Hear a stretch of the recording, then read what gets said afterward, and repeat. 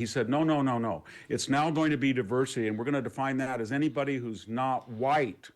And all of a sudden, people from India, from China, and it was like, all of a sudden you see somebody coming from the Punjab who makes $150,000. He's a minority. Or hello, everybody. We are back with a very good video today where Megyn Kelly is interviewing Victor David Hanson here, and they have a clip we're about to watch from a CNN panel where a black female pundit melts down because she claims she's the most qualified but the least paid because of, I think you can guess why. Let's get right into it with CNN, Megyn Kelly, and all the usual suspects. There's another example I want to show you, okay, while we're on the subject of CNN. I could be doing this all day on MSNBC too, but CNN at least is trying to claim that they're more fair and balanced, which is not true. They're really not letting go of the race thing. So they've got this show on hosted by Abby Phillip, who is as woke as they come on every issue. She thinks she's downtrodden, poor her, because she's a black woman, and therefore we're supposed to be feeling sorry for her. She made that very clear in a segment the other night, but she makes it clear in pretty much all of her segments. So this is a segment in which she had on 2 black women as guests.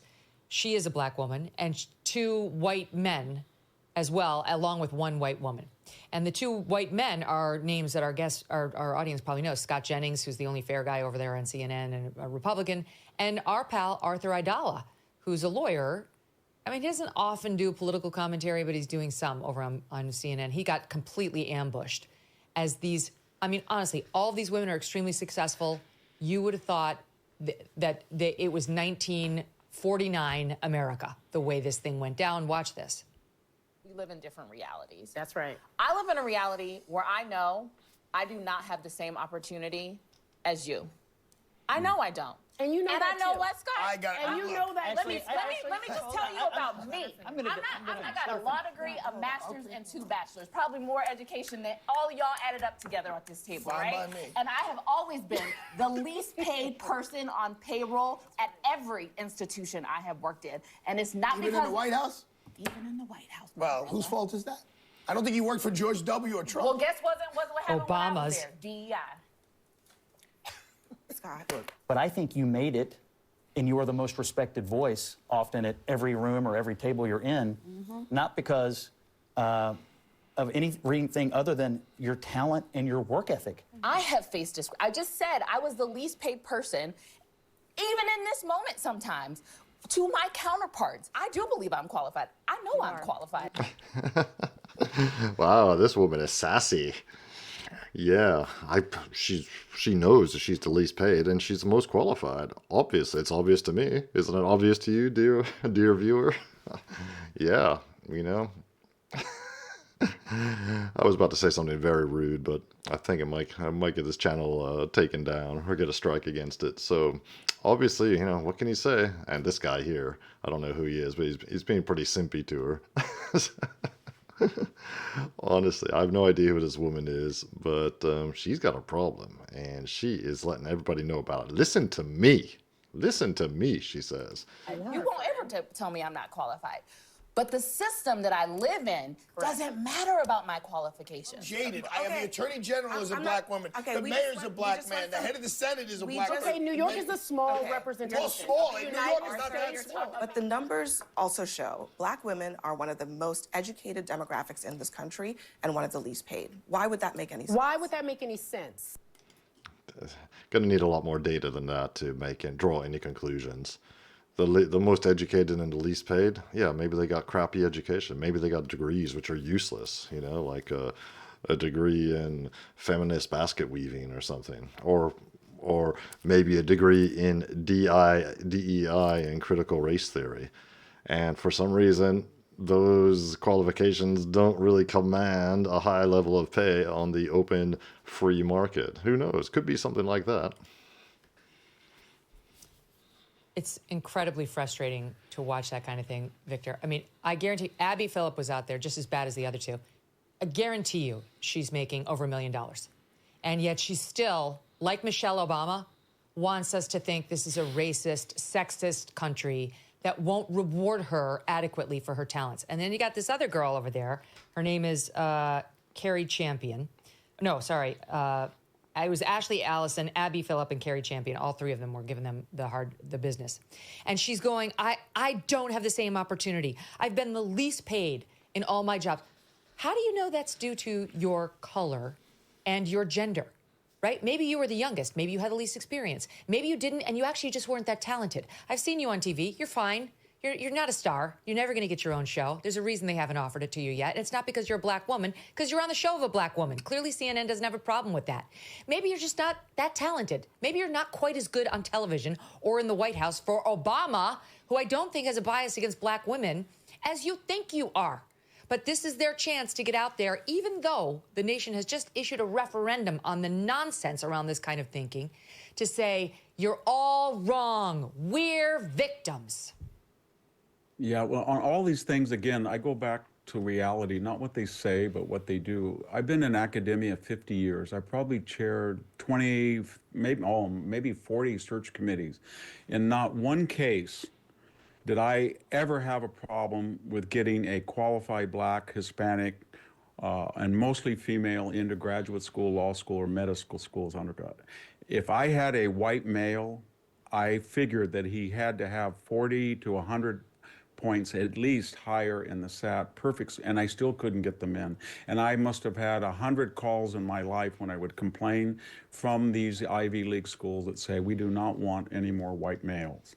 That's just a fact. And when you apply for college, Megyn, there is no instance of any African American or Hispanic who is applying for college who says, no, I'm going to lie and say I'm white so I can get advantage.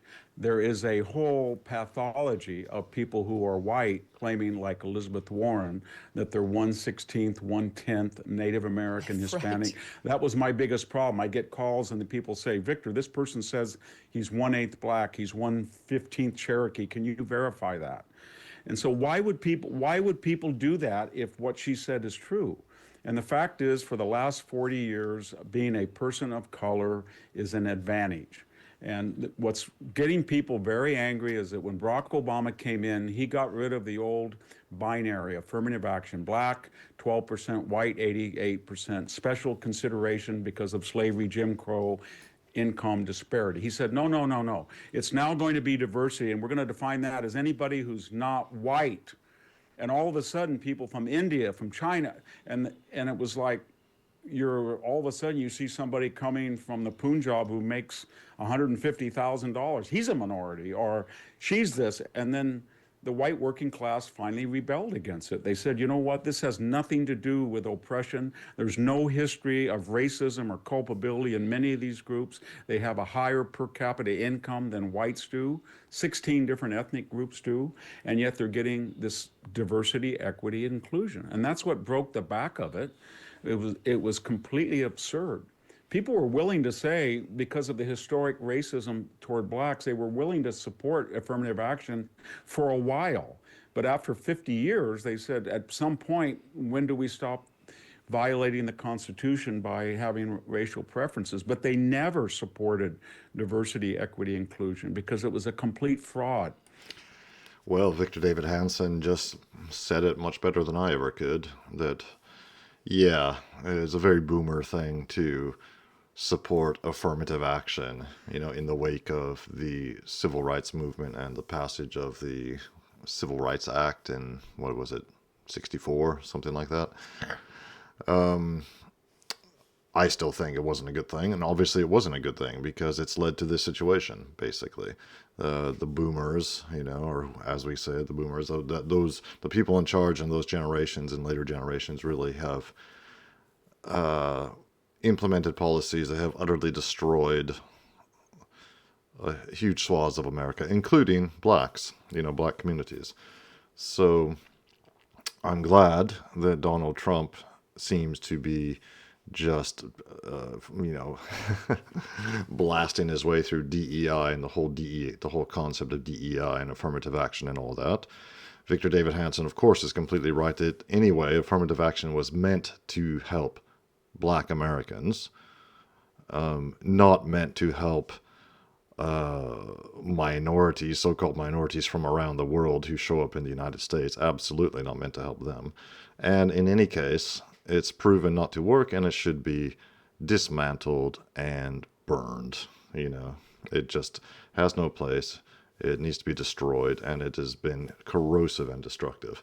So, yeah, 100% agreed. I think he laid it out really well, and I think we're going to see a lot more of this. And I hope by the end of Trump's term, his second term in office, that it will just be a distant memory. Let me know what you think in the comments, and make sure to like and subscribe. I'm edging up to 6,000 subscribers. And I know a lot of you are watching these videos and not subscribing. So please subscribe. Let's get to 6,000. And I will see you in the next video.